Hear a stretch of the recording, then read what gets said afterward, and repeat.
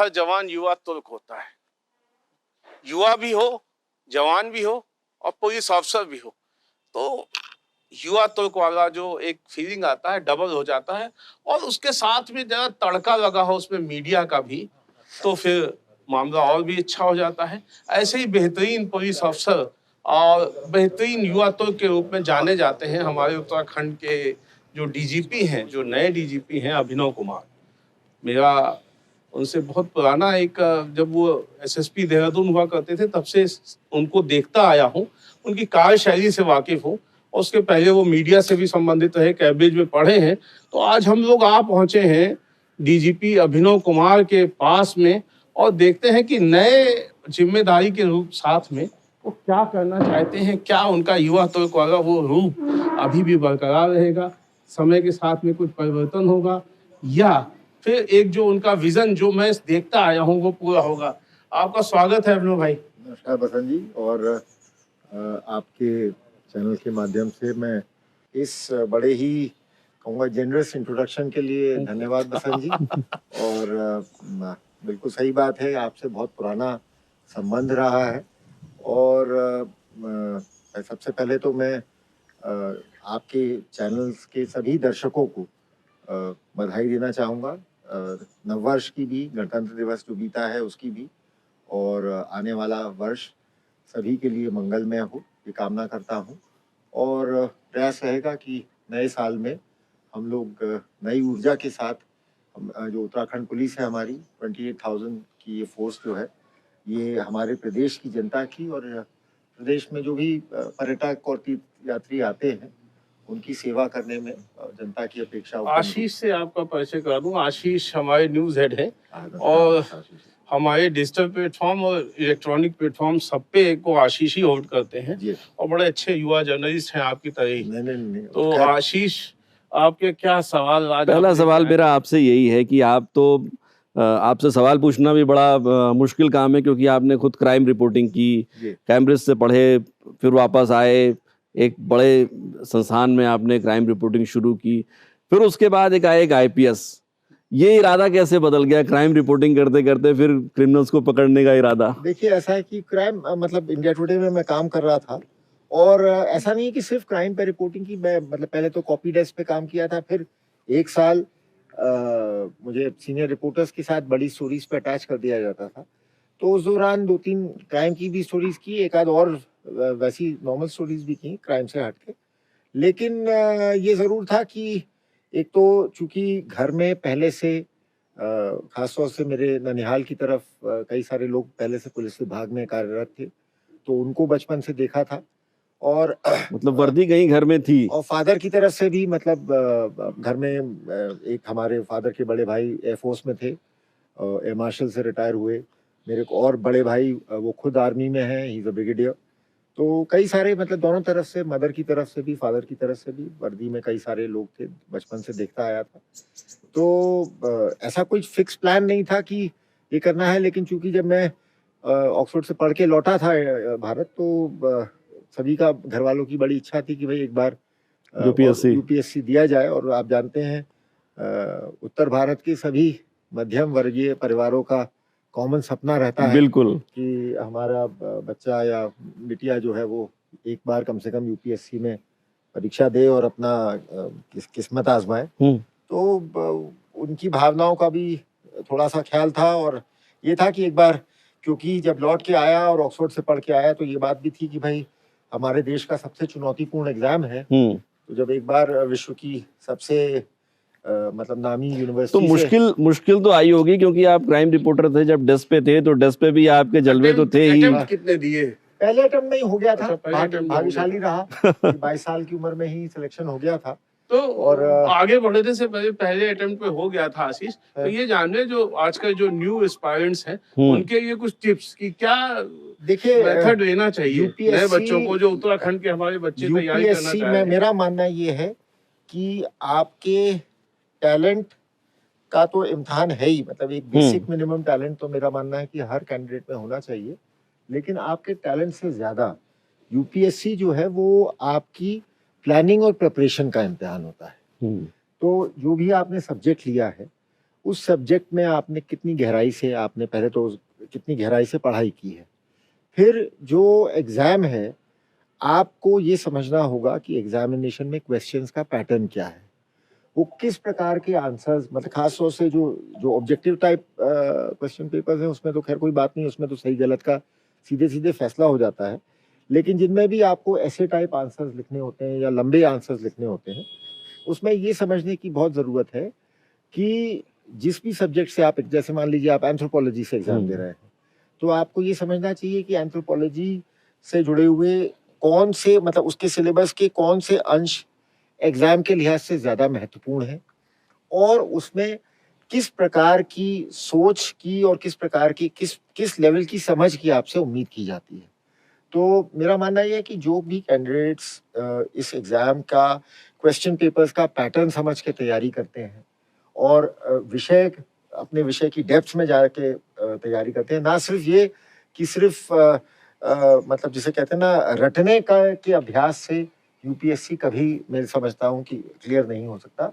आपको समझ होनी चाहिए अपने चुने हुए सब्जेक्ट की, और एक कॉन्फिडेंस होना चाहिए। बहुत सारे लोग, जो मैंने खुद देखा है जब मैं दिल्ली में था, मुखर्जी नगर के आसपास के जो बच्चे होते हैं, कई बार वो असफल होते हैं, डिप्रेशन में जाते हैं। देखिए, ये मैं कहूँगा कि देखिए, दूसरी बात ये भी है, जैसा मैंने कहा ना कि यूपीएससी आपके टैलेंट का नहीं, आपके टेम्परामेंट का इम्तिहान है। तो एक तो ये भी हो सकता है कि कई बार कि आप अगर नहीं, ठीक है, कोई मतलब कई बार ये होता है कि बच्चे, मैं समझता हूँ, माँ-बाप के प्रेशर के कारण, रिश्तेदारों के प्रेशर के कारण या पीयर प्रेशर के कारण यूपीएससी का एग्ज़ाम दे रहे होते हैं, पर उनका खुद का मन नहीं होता कि इस तरीके की नौकरी में या इस तरीके के माहौल में बिल्कुल। काम करें। तो मैं समझता हूँ ऐसे केस में ज़्यादा मतलब फ्रस्ट्रेशन पैदा होता है, ज़्यादा डिप्रेशन में आते हैं बच्चे। और मैं तो देखिए यही कहूँगा कि जो भी इसकी तैयारी कर रहा है, पहली बात तो ये कि आपके खुद के अंदर सेल्फ मोटिवेशन होना चाहिए कि भई हाँ, मुझे ये करना है। इसलिए नहीं कि मेरे माँ-बाप की इच्छा है वो पूरी करनी है, या मेरे भाई-बहन चाहते हैं, या मेरे यार दोस्त चाहते हैं इस वजह से, या मेरे दादा-दादी या नाना-नानी का सपना है कि मैं आईएएस या आईपीएस बनूँ। आपके खुद के अंदर वो जज़्बा होना चाहिए, वो इच्छा होनी चाहिए। और दूसरी बात ये भी होनी चाहिए, ये भी एक जीवन का वो है, मैं समझता हूँ कि जीवन में सफलता और विफलता लगी रहती है। तो अगर यूपीएससी में आप सफल हुए हैं, अपने परिश्रम के बाद, अच्छी सूझबूझ करने के बाद, तो ज़ाहिर-सी बात है, बहुत खुशी की बात है, गौरव की बात है, सम्मान की बात है। लेकिन जो लोग इसमें नहीं, किसी कारणवश नहीं उत्तीर्ण हो पाते, मेरा उनको यही है कि मैं, जैसे मेरे कई सारे अच्छे दोस्त मित्रगण हैं, जिन्होंने यूपीएससी की परीक्षा दी, किसी कारणवश सफल नहीं हुए, फिर उन्होंने कोई और करियर चुना, और फिर उन्होंने ये पाया कि वो उस करियर में बहुत ज़्यादा फिट है। फिट भी हैं और सफल भी हुए और सुखी भी हैं। तो ऐसा नहीं है कि हमारे देश में आज की तारीख में सफलता का या सुख का या सक्सेस का पैमाना सिर्फ यूपीएससी है। ये सोच खास तौर पे मिडिल क्लास हाँ, फैमिली मिडिल क्लास फैमिलीज के लिए मैं फिर कहूँगा कि आज के ज़माने में, अब जैसे देखिए, हम लोगों के टाइम में तो कई सारे प्रोफ़ेशंस जो आज की तारीख में बड़े रिस्पेक्टेबल प्रोफ़ेशंस हैं, और जिनको मतलब समाज में बड़ा इज़्ज़त भी मिलती है, रुतबा भी मिलता है, और मतलब फाइनेंशियली भी बहुत अच्छा उसमें वो इंसेंटिव्स शायद रहते रहे ही हैं। नहीं होंगे। वो उस समय थे ही थे नहीं, ही नहीं। है ना? जैसे लीगल प्रोफ़ेशन हो गया, आईटी सेक्टर हो गया, बहुत सारे अब तो हॉस्पिटैलिटी सेक्टर हो गया, होटल इंडस्ट्री वगैरह पहले कहाँ इतना अच्छा मानते थे। वही कोई मान लीजिए होटल में अगर काम कर रहा होता था तो उसको बड़ा वैसे देखा जाता था। सिमिलरली जो लोग पहले हमारे टाइम में जैसे लॉ वगैरह में चले जाते थे, तो ये होता था अरे भाई कुछ और नहीं कर पाया तो चलो वकालत कर रहा है। पर आज की तारीख में आप देखिए, जो टॉप नॉच लॉयर्स हैं या टॉप नॉच जो आईटी के प्रोफेशनल्स हैं या जो होटल इंडस्ट्री के उनका किसी भी तरीके से, मैं समझता हूँ, समाज में आईएएस आईपीएस से कम कोई प्रतिष्ठा नहीं है, और उनका कोई मतलब महत्व नहीं। एक नीचे जब आप यूपीएससी में आते हैं, एसपी बन के आते हैं, ट्रेनी, उसके बाद एसपी बनते हैं, और वहाँ के पायदान से इस पायदान तक तो तमाम सिस्टम का हिस्सा होते हुए चैलेंजेस पता होते हैं और टास्क पता होते हैं। जी। तो यहाँ पे आके क्या अब आप देख रहे हैं, चैलेंजेस क्या हैं और टास्क क्या है? देखिए, एक तो ये कि कई मायनों में तो पुलिस अधिकारी, चाहे उसकी रैंक कोई भी हो, उसका एक तरीके से जिम्मेदारी वही रहती है कि मतलब लॉ एंड ऑर्डर को मेंटेन रखना और प्रिवेंशन और डिटेक्शन ऑफ क्राइम, मतलब खासतौर से जनता की समस्याओं को दूर करना। लेकिन उसके साथ साथ मुझे लगता है कि जैसे जैसे आप सर्विस में ग्रो करते हैं, अलग अलग लेवल पे आते हैं, तो आपको थोड़ा बहुत अपने दायरे में, अपनी सोच में, अपने पर्सपेक्टिव में परिवर्तन लाना होता है कि पहले आप किसी समस्या को बहुत बारीकी से देखते हैं, फिर आप कोशिश करते हैं कि उसके जो Broader way में। लार्जर इश्यूज हैं उनको कैसे दूर करने का प्रयास किया जाए। कि अब जैसे मान लीजिए पहले जैसे जब मैं एक एएसपी के रूप में काम करता था, तो क्राइम को लेके मैं बहुत एक नैरो लेवल पे सोचता था कि हाँ भाई, इस थाने में क्राइम क्यों हो रहा है, इस मोहल्ले में क्राइम क्यों हो रहा है, और सिर्फ क्रिमिनल्स के पीछे मतलब कार्रवाई करना हमारा मेन मकसद रहता था। अब जब हम मतलब जब एज डीजीपी देख रहा हूँ, तो देन यू रियलाइज कि क्राइम जो है उसके कई सारे कॉम्प्लिकेटेड कारण होते हैं। तो आपको और डिपार्टमेंट्स के साथ काम करके और सिविल सोसाइटी के साथ काम करके ही आप क्राइम को सफलतापूर्वक टैकल कर सकते हैं। और when especially it is concerned with the Mitra police tag. हाँ, नहीं खैर देखिए, मित्र पुलिस का भी जो टैग है मेरे ख्याल से वो अपने आप में, जिस समय राज्य बना था जी, और उस समय जो परिस्थितियां थी और जो कुछ गलत धारणाएं थी पुलिस के बारे में, उस परिप्रेक्ष्य में मैं समझता हूँ मित्र पुलिस की धारणा बहुत जरूरी भी थी। लेकिन जैसे जैसे अब राज्य ग्रो किया है और यहाँ की सामाजिक, आर्थिक और अपराध की स्थिति में परिवर्तन आया है, तो मेरा मानना यह है कि ये जो मित्र पुलिस की अवधारणा है, इसमें भी थोड़ा बहुत परिवर्तन लाने की जरूरत है। कैसा परिवर्तन? कि इन द सेंस कि भाई ठीक है, हम अपने जो हमारे लॉ अबाइडिंग सिटीजन्स हैं उनके लिए तो हम मित्र पुलिस थे और रहेंगे, उसमें कहीं कोई संशय नहीं होना चाहिए। लेकिन इस मित्र पुलिस के टैग से ये मैसेज भी नहीं जाना चाहिए कि जो बाहर के अपराधी हैं या जो हमारे प्रदेश में ही जो असामाजिक तत्व हैं, वो ये समझें कि पुलिस उनके प्रति भी मित्रवत व्यवहार करने के लिए बाध्य है। ये गलतफहमी नहीं होनी चाहिए। और बीच बीच में शायद कई बार ये शायद गलत परसेप्शन क्रिएट हो सकता है, तो मेरी कोशिश यही रहेगी कि इस मिथक को भी तोड़ा जाए। नहीं, कभी कभी इसमें गड़बड़ हो जाती है कि अति जोश में फिर वो जो एक कहानी हम बचपन से अखबार में पढ़ते हैं ना, पुलिया के नीचे गन्ने के खेत में योजना बना रहे थे, मुखबिर ने खबर दी और नहीं वो सब नहीं, मैं बिल्कुल भी इसको वो नहीं करूंगा। लेकिन मेरी एक वो है कि देखिए जिस तरह से अब हमारे पड़ोसी प्रदेश में, उत्तर प्रदेश में, जिस प्रकार से यूपी पुलिस ने पिछले 5-6 वर्षों में, मैं समझता हूँ अपराधियों के खिलाफ, खासतौर से जो बहुत ही दुर्दांत किस्म के माफिया थे, उनके खिलाफ जिस तरह से कार्रवाई की है, तो उस कार्रवाई का उस प्रदेश में असर पड़ा है। लेकिन जो उसका एक असर ये भी पड़ा है कि वहाँ के अपराधी कई बार हमारे जैसे पड़ोसी राज्य में आके शरण लेते हैं, और जब उनको लगता है कि वहाँ पे आसानी से क्राइम नहीं कर पा रहे, तो वो यहाँ क्राइम करने का प्रयास करते हैं। नहीं, मेनली अभी देखने में यह है कि जो बाहर से स्टूडेंट्स आ रहे हैं या बाहर के क्रिमिनल यहाँ ने अपनी पनाहगाह बना लिया है, शांत जगह समझ के, और जो बाहर के स्टूडेंट्स आते हैं यहाँ पे, जो तमाम यूनिवर्सिटीज खुल गई हैं, तो they are involved in anti social activities, तो उनके ये कुछ चेक देखिए उसमें भी वही कह रहा हूँ कि देखिए, क्योंकि हमारा प्रदेश जो है टूरिज्म प्रधान प्रदेश है, तीर्थाटन भी यहाँ बहुत बड़ा एक हमारी आर्थिक व्यवस्था का आधार है, और साथ ही साथ शिक्षा के क्षेत्र में निजी शिक्षण संस्थानों के लिए भी उत्तराखंड अपने स्कूल्स और कॉलेजेस के लिए पूरी देश में और विदेशों में मशहूर है। तो हम उस पे अगर ब्लैंकेट क्रैकडाउन करेंगे तो वो भी ठीक नहीं है ना। हम अगर ये माने कि यहाँ आने वाले सभी बाहर से जो भी विद्यार्थी आ रहे हैं या जो भी तीर्थयात्री आ रहे हैं, जो भी पर्यटक आ रहे हैं, उनको हम अगर शक की नजर से देखेंगे तो वो भी हमारी समाज के लिए, हमारी अर्थव्यवस्था के लिए ठीक नहीं होगा। लेकिन हमें इसके प्रति सजग रहना है, और हमारा प्रयास यही रहेगा कि जो भी इस प्रकार की संस्थाएं हैं, जो इस मतलब जैसे अगर बाहर से संदिग्ध व्यक्ति आ रहे हैं, तो हमारे जो होटल एसोसिएशन है, होटल व्यवसायी हैं, उनके साथ अच्छा तालमेल बैठा के हम काम करें। इसी प्रकार से जो बाहर से स्टूडेंट्स आ रहे हैं, उनके वेरिफिकेशन के लिए, उनके एंटीसीडेंट्स के लिए हम सारे यूनिवर्सिटीज और प्राइवेट स्कूल्स के साथ एक क्लोज कोऑर्डिनेशन में काम करें।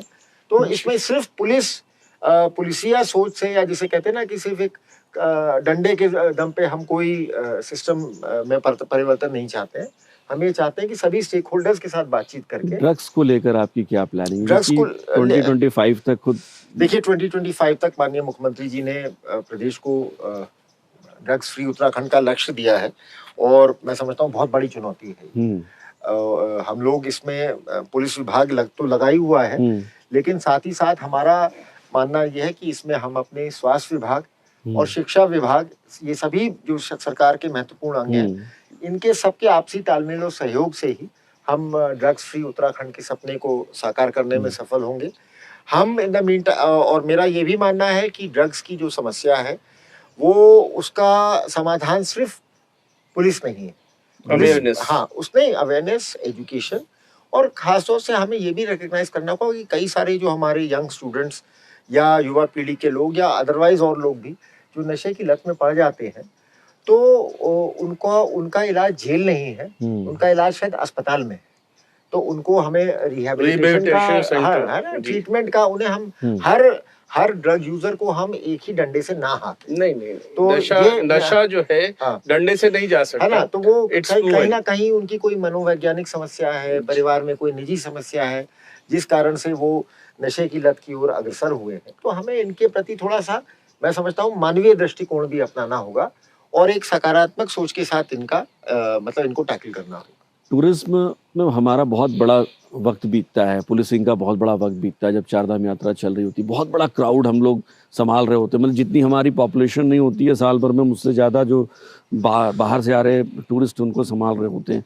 कुछ बेस लेवल से नई ट्रेनिंग शुरुआत करेंगे ताकि बाहर से आने वाले टूरिस्ट को, जो हरियाणा, पंजाब, चंडीगढ़, फिर अभी जिस तरीके से डेस्टिनेशन वेडिंग की बात हो रही है, वेडिंग डेस्टिनेशन की, तो उसको लेकर हम शुरुआत से ही अपने कांस्टेबल लेवल से एक नई ट्रेनिंग शुरू करें ताकि हम टूरिस्ट के साथ एक नए अप्रोच के साथ मुलाकात, बातचीत कर सके। नहीं, ये तो बिल्कुल, देखिए, डेफिनेटली मुझे लगता है कि सिर्फ उत्तराखंड में नहीं, देश भर की पुलिसिंग को अब थोड़ा सा ये समझना होगा कि जैसे जैसे हमारे समाज में समृद्धि बढ़ती जा रही है, देखिए पिछले 40-50 वर्षों के जो मेन जो सोशल ट्रेंड्स है क्या है, एक तो समाज में शिक्षा का स्तर बढ़ा है, समाज में एजुकेशन का स्तर बढ़ा है, ठीक है, और एजुकेशन के साथ साथ जो इकोनॉमिक प्रॉस्पेरिटी है उसका स्तर बढ़ा है। तो आज की तारीख में जो 40 साल पहले जो समाज का स्वरूप था वो बहुत बदल गया है।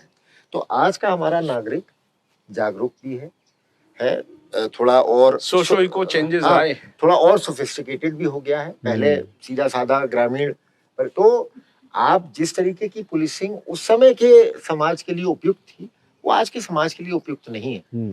आज हम वो ट्रेडिशनल जो लाठी डंडा लेके खड़ा कर देते थे जवानों को और भाई पब्लिक आ रही है तो उसको हाँक दो, वो पुलिसिंग अब चलने वाली नहीं। अब आपका बहुत एजुकेटेड सोसाइटी है, अवेयर सोसाइटी है, सोशल मीडिया का इतना ज्यादा मतलब प्रचार प्रसार हो चुका है, भाई कोई कहीं पे भी अगर आप सोचते हैं कि आप दुर्व्यवहार कर लेंगे तो तुरंत कहीं ना कहीं वो कैप्चर होकर वायरल हो जाएगा। तो ये सब, इन सब चीजों से अब काम नहीं चलेगा।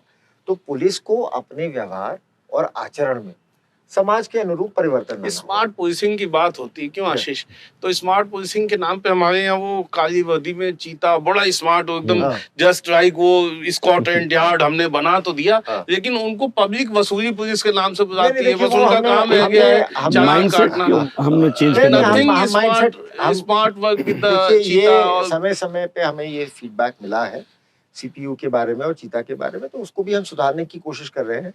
लेकिन ये भी बात सही है कि जैसे देहरादून जनपद में जो ट्रैफिक की समस्या है उसको हम बिना सख्त एनफोर्समेंट के हम सुधार नहीं सकते। तो दोनों ही चीजें हैं जहाँ पे न सिर्फ बल्कि टूरिस्ट प्लेसेस जैसे मसूरी, नैनीताल, ट्रैफिक बहुत प्रॉब्लम। और मेरा बस यही मानना है कि इन सभी जगहों पर लगातार ट्रैफिक का मतलब बढ़ती हुई संख्या में पर्यटकों का दबाव बढ़ता जा रहा है और जगह लिमिटेड है। देहरादून में भी दबाव बढ़ रहा है, गाड़ियों का बढ़ रहा है। वहाँ जब जहाँ पहले 10 मिनट का जाम लगता था, घंटे भर का जाम लग रहा है, 1.5 घंटे का जाम लग रहा है। पर्याप्त संख्या में पार्किंग हम उपलब्ध करा नहीं पाए। तो जब ये सारी चीजें हम कंसिडर करते हैं तब मतलब हमें एक तो ये समझना चाहिए कि चुनौतियां बदल गई हैं पुलिस के सामने। तो हमारी तो कोशिश यही है कि लगातार हम अपने पुलिसकर्मियों की जो ट्रेनिंग है और स्किल्स हैं उसमें अपग्रेडेशन करते रहें और लगातार टेक्नोलॉजी का भी मतलब अलग अलग तरीके से, इनोवेटिव तरीके से हम प्रयोग करते रहें, ताकि जैसा जो हमारे प्रधानमंत्री जी मोदी जी ने एक इस बारे में स्मार्ट पुलिसिंग का उन्होंने वर्ष 2014 में मूल मंत्र दिया था और धीरे धीरे मतलब देश, मैं समझता हूँ देश की सभी पुलिस फोर्सेस ने उस कॉन्सेप्ट को समझा है और धीरे धीरे हम अपनी उसको मतलब अपने ऑर्गेनाइजेशन में उसको चरितार्थ करने की कोशिश कर रहे हैं। अच्छा, एक चीज़ मैं जानना चाहूँगा, आप चूंकि काफ़ी इस टेक सेवी भी हैं, साइबर क्राइम जी। और ख़ास तौर पे डीप फेक और एआई बहुत बड़ी मुश्किल है अब हमारे लिए। जी।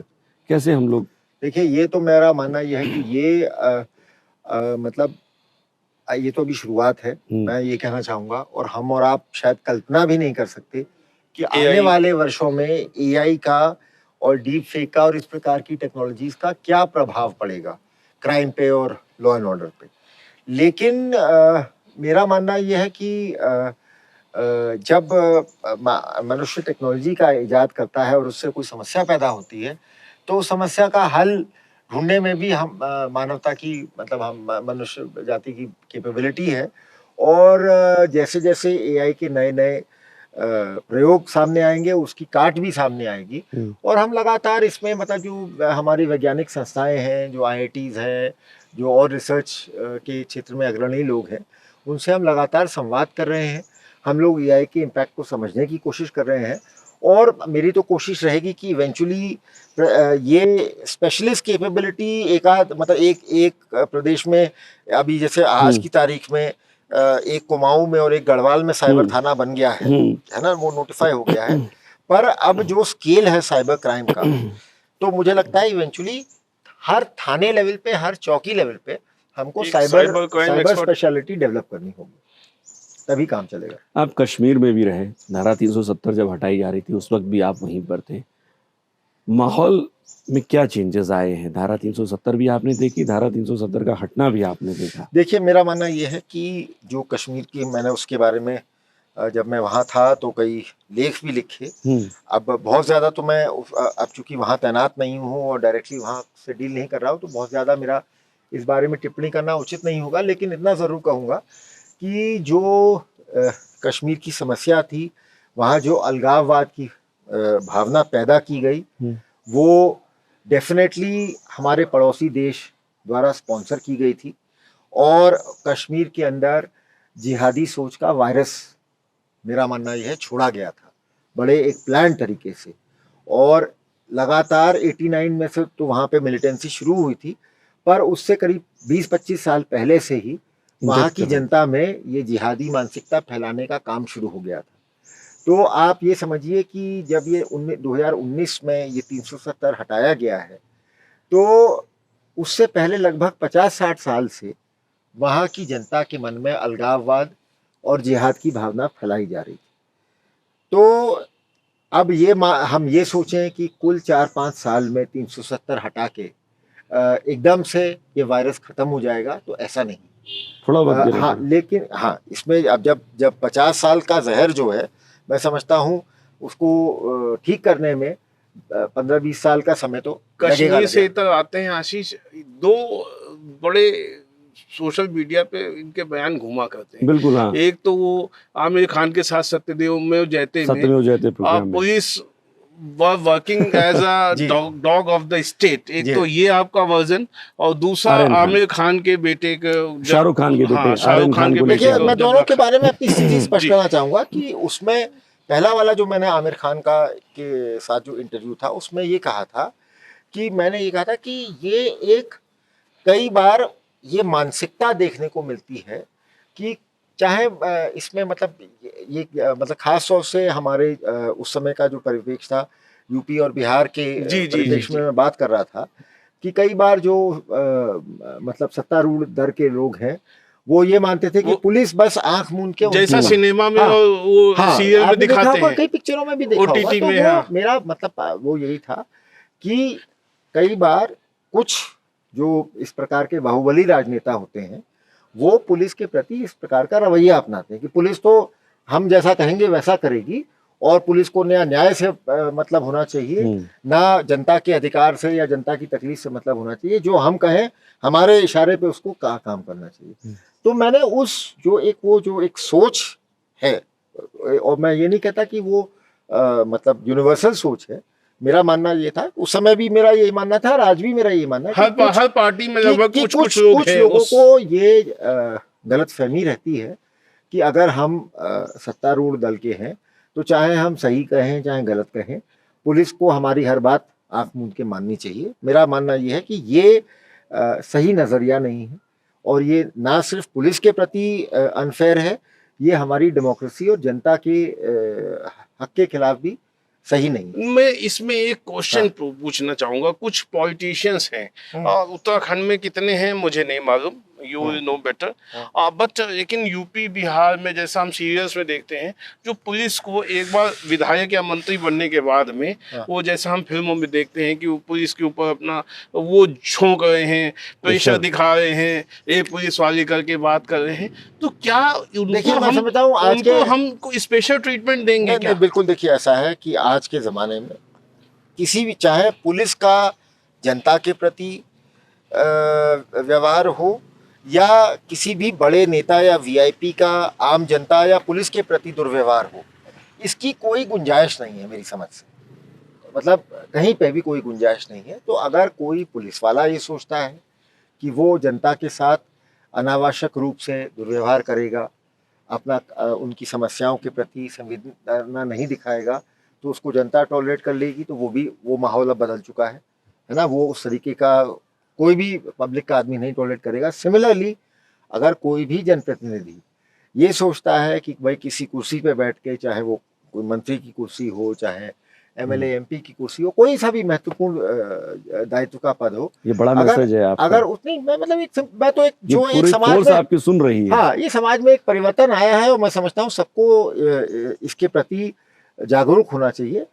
पुलिस को भी जागरूक होना चाहिए और हमारे सारे जो भी महत्वपूर्ण पदों पे बैठे हैं लोग, चाहे वो जनप्रतिनिधि हों, चाहे वो और विभागों के अधिकारी हों, हम सबको अपनी सोच में, अपनी शैली में थोड़ा बहुत परिवर्तन लाना होगा। उत्तराखंड में आता है दबाव कभी है? तो देखिए दबाव की बात नहीं, मेरा मानना ये है कि कभी ऐसा हुआ हो, प्रेशराइज किया गया हो? बात प्रेशराइज की नहीं है, बात यह है कि देखिए मेरा हमेशा शुरू से ये मानना रहा है कि जो भी जनप्रतिनिधि हैं उन्हें पूरा अधिकार है जनता की कोई भी समस्या या शिकायत अगर है पुलिस से, तो उसको हमारे सामने शालीनता पूर्वक रखने का और मतलब तथ्यों के साथ, तर्क के साथ उन्हें पूरा अधिकार है। और ये इसमें मैं कोई बुराई नहीं मानता कि अगर कोई जनप्रतिनिधि मेरे सामने ये आए कि साहब फलां केस में पुलिस वाले ये गड़बड़ कर रहे हैं और उसका ये साक्ष्य है और ये उसके बारे में फैक्ट्स हैं, आप इसको जांच करवा लीजिए, तो वो उनका अधिकार है। लेकिन ये मेरा जिम्मेदारी भी है, मेरा अधिकार भी है और कि मैं उस जो वो विषय मेरे सामने लाए हैं उसकी मतलब बिल्कुल निष्पक्ष होकर जांच करा के और उसके बाद जो न्यायोचित मुझे लगता है वो मैं करूं। तो मुझे ये अधिकार नहीं है कि मैं उनकी बात सुनने से मना कर दूं, लेकिन उन्हें भी ये अधिकार नहीं है कि वो मुझे ज़बरदस्ती ये कहें कि नहीं जो मैं कह रहा हूँ वही सही है और उसी को आप करिए। तो मेरा मानना यह है कि जब जनप्रतिनिधियों को पता होता है कि उनकी बात शालीनता से सुनी जाएगी, गंभीरता से सुनी जाएगी और उस पर निष्पक्ष होके उस पर मतलब विद एप्लीकेशन ऑफ माइंड हम कार्रवाई करेंगे, तो आधा दबाव अपने आप ही खत्म हो जाता है। जनप्रतिनिधि भी वहाँ दबाव मेरे ख्याल से ज्यादा बनाता है जहाँ उसे लगता है कि पुलिस अधिकारी अपने किसी स्वार्थ या अपने किसी लालच के चक्कर में गलत काम कर रहा है। अच्छा, अंकिता भंडारी जैसा जब केस हुआ हमारे यहाँ, हाँ, अंकिता भंडारी पूरे एक कंट्री में हम high-profile उसको case है। लेकर चर्चाओं में आए।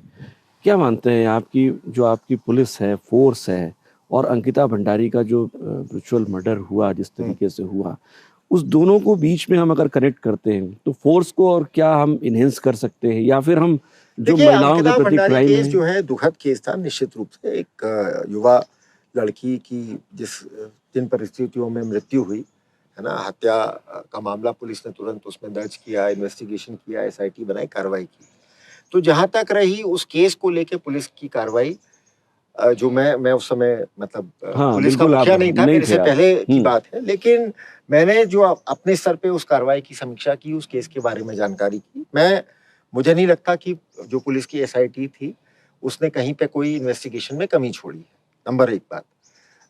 दूसरी बात ये कि फिलहाल ये मैटर ट्रायल पे है, सब जुडिस मैटर है, तो इसमें माननीय न्यायालय इस पे विचार कर रहा है, सारे गवाह उनके सामने बोल रहे हैं। हमारा मानना ये है कि हमने इसमें नहीं, वुमेन्स के प्रति जो क्राइम है उसको लेकर अगर हम यहाँ से कोई एक मैसेज ले पाए और फोर्स को उस हिसाब से तैयार कर पाए। मैं बस ये चाहूंगा कि क्राइम्स अगेंस्ट विमेन, कोई भी अगर पुलिस का मुखिया ये कहता है कि वो 100% खत्म कर देगा, तो मैं तो समझता हूँ वो एक झूठा आश्वासन होगा।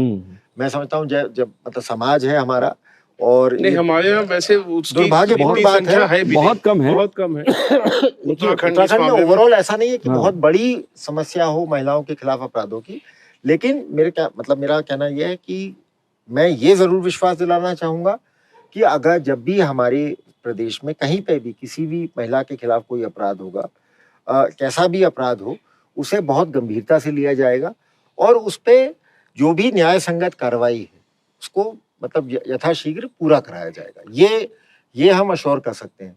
लेकिन कोई अगर ये समझे कि 100% हम अपने प्रदेश से महिलाओं के खिलाफ अपराध को एलिमिनेट कर सकते हैं, मैं नहीं समझता कि कोई दुनिया में कोई ऐसा समाज ऐसा है जहां भाई जो दुनिया की सबसे अमीर और एजुकेटेड सोसाइटीज हैं, जहां नारियों को मैं समझता हूँ सबसे ज्यादा मतलब कहा जाता है कि भाई फेमिनिज्म का बहुत ज्यादा बोलबाला है, नारियों को समान आर्थिक अधिकार है, लीगल अधिकार है। वहां पर भी ऐसा तो है नहीं कि महिलाओं के खिलाफ अपराध जीरो हो गए हों। आप देखते ही हैं वहां पे भी बड़े बड़े नेताओं के खिलाफ और बड़े बड़े और लोगों के खिलाफ दुनिया भर के बलात्कार के और यौन शोषण के आरोप लगते रहते हैं। तो ये तो देखिए एक सामाजिक ये जो समस्या है अपराध की, जैसे केस नहीं तो मैं वही बता रहा मतलब कि तो ये I mean that is not a मतलब जिसे कहूँगा it is not a realistic expectation। लेकिन ये जरूर है कि हाँ, जब पुलिस के सामने कोई भी प्रकरण आए तो फिर हमको ये नहीं देखना है कि उसमें जो अक्यूज है वो कितना शक्तिशाली है, कितना धनवान है, कितना प्रभावशाली है।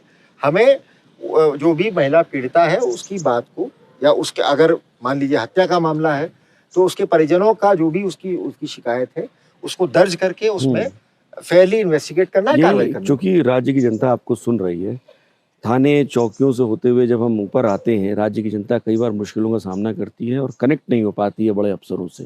जी कैसे आप देखिए, इसमें मेरा मानना ये है कि यहाँ पे ये भी थोड़ा सा मैंने पाया है कि यहाँ हर नागरिक ये चाहता है कि पहले डीजीपी से बात करे और बाद में थाने पे जाए।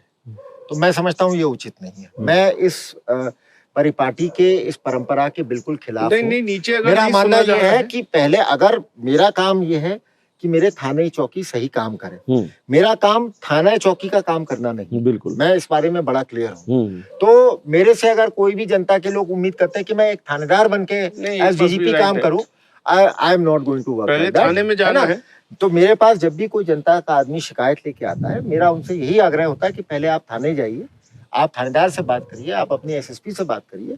अगर वो आपकी समस्या का समाधान नहीं करे तब फिर हमारा हस्तक्षेप उचित है। लेकिन अगर सीधे मैं डीजीपी के रूप में सीधे ही यहाँ पे कॉल सेंटर या एक मतलब जन समस्या का केंद्र खोल लूंगा, तो मैं समझता हूँ हमारी पुलिस व्यवस्था जो है जिस तरह से उसका रचना की गई है वो ध्वस्त हो जाएगी। लेकिन कभी कुछ स्पेशल केसेस होते हैं जहाँ किसी प्रभावशाली व्यक्ति के उसमें कोई जाता है तो थाने में एप्लीकेशन दे दी जाती है, कार्रवाई नहीं होती है, वो आदमी एसएसपी क्या जाता है, कार्रवाई नहीं होती है। मेरा यही मानना है कि अगर यही हमारी कमी है कि हमें यही चीज मैं चाहूंगा कि अपने डीजी रहते हुए इस समस्या को दूर करूं कि थाने चौकी वाले भी और जिले के प्रभारी भी, जनपद प्रभारी भी, सभी आने वाले पीड़ितों को समान रूप से उनका मतलब उनकी हमारी जो प्रायोरिटी है वो समस्या पे निर्भर होनी चाहिए, ना कि व्यक्ति के चेहरे पे। ये क्लियर मैसेज होना, ये मैसेज होना चाहिए कि अगर आपकी समस्या गंभीर है तो तब हम उसे तुरंत अटेंड करेंगे। ठीक है भाई, जैसे अस्पताल में होता है, अस्पताल में क्या होता है, इमरजेंसी का कोई पेशेंट जाता है जिसका हाथ कटा है, गोली लगी है, उसको तुरंत इलाज मिलता है। लेकिन अगर किसी के सर में दर्द है या पेट में दर्द है या उसको मतलब कोई और वैसी समस्या है तो उसको थोड़ा वेट करना पड़ता है। तो मैं चाहूंगा वही मॉडल जो है हम थाने में भी अप्लाई करें कि जो हमारी इमरजेंसी केसेस है जिनको तत्काल रिलीफ की जरूरत है, कहीं डकैती पड़ रही है वहां तुरंत पुलिस पहुंचे, कहीं किसी महिला के साथ मारपीट हो रही है सार्वजनिक जगह पे वहां तुरंत पुलिस पहुंचे। लेकिन कहीं कोई मतलब प्रॉपर्टी का झगड़ा है या कोई इस प्रकार की साधारण रूप का नाली का विवाद है, मोहल्ले का विवाद है, कोई है, वो उसको फिर उस हिसाब से प्रायोरिटी पर रखें। छोटा करते हैं आशीष, बिल्कुल। अभी टाइम बहुत है, आपके पास लंबा पीरियड है। नहीं फिर DGP के प्रसन्न जी ऊपर- और आशीष जी, भर्तियां कब आ रही हैं? देखिए भर्तियों का हमने अध्याचन भेजा हुआ है और उसमें कुछ कुछ बिंदुओं पे शासन से विचार विमर्श चल रहा है। कुछ एज रिलैक्सेशन की बात थी, अटेम्प्ट्स को लेके कुछ बात थी, कुछ वेटिंग लिस्ट इंक्लूड करने की बात थी। तो इन सभी चीज़ों पे शासन से विचार विमर्श चल रहा है और जैसे ही शासन से हमें इसमें स्पष्ट निर्देश प्राप्त होते हैं, हम भर्ती की कार्रवाई को आगे बढ़ाएंगे। इनिशियल 6 महीने का टास्क क्या है, जल्दी से? देखिए इनिशियल 6 महीने का मेरा टास्क यही है कि एक तो भर्तियां जो हमारी रिक्तियां जो चल रही हैं, लगभग 3000 के करीब रिक्तियां हैं उत्तराखंड पुलिस में, इनको तुरंत पूरा कराएं।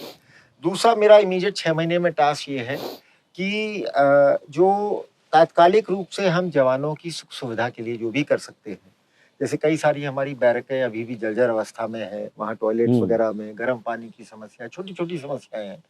कई जगह पुलिस लाइन में हमारे जो पुलिस परिवार रहते हैं जो इनह्यूमन कंडीशंस है, तो उनको कहाँ कहाँ पे हम देखिए, कुछ के तो लॉन्ग टर्म सॉल्यूशंस हैं, लेकिन कुछ चीजों को हम तुरंत एक्शन करके ठीक करा सकते हैं, तो उनको ठीक कराएं, रिक्तियां पूरी कराएं। और जो खास तौर से जो एक मैं समझता हूँ कि एक थोड़ा सा पुलिस में और चुस्ती और थोड़ा सा फुर्ती लाएं पुलिस के काम में, क्योंकि आप जानते हैं अगले 2-3 महीने में हमारे प्रदेश में, पूरे देश में आम चुनाव होने हैं। तो वो भी पूरे देश भर की पुलिस फोर्सेस के लिए एक बहुत कड़ी परीक्षा होंगी कि हमें निष्पक्ष रूप से और शांतिपूर्ण चुनाव संपन्न कराने हैं। और उसके बाद फिर उसके तुरंत बाद ही चारधाम यात्रा और ये सब कांवड़ यात्रा ये सब शुरू हो जाएगी। तो मतलब पिछले वर्षों की भांति ये वर्ष भी मुझे लगता है उत्तराखंड पुलिस के लिए हर तरह से चुनौतीपूर्ण ही रहेगा। तो अगले 6 महीने में मेरा यही प्रयास है कि जो ये चुनौतियां हैं इनके लिए उत्तराखंड पुलिस को कैसे तैयार करूं। ठीक है, हम उम्मीद करते हैं 6 महीने बाद फिर से हम लोग एक बार खड़े होंगे और देखेंगे 6 महीने में क्या हुआ। बिल्कुल। थैंक यू, बहुत बहुत शुक्रिया आपका हमारे साथ जुड़ने के लिए, हमें इतना वक्त देने के लिए। तो आज फिलहाल इतना ही। खास मुलाकात में आप देख रहे थे DGP अभिनव कुमार के साथ खास मुलाकात। नमस्कार।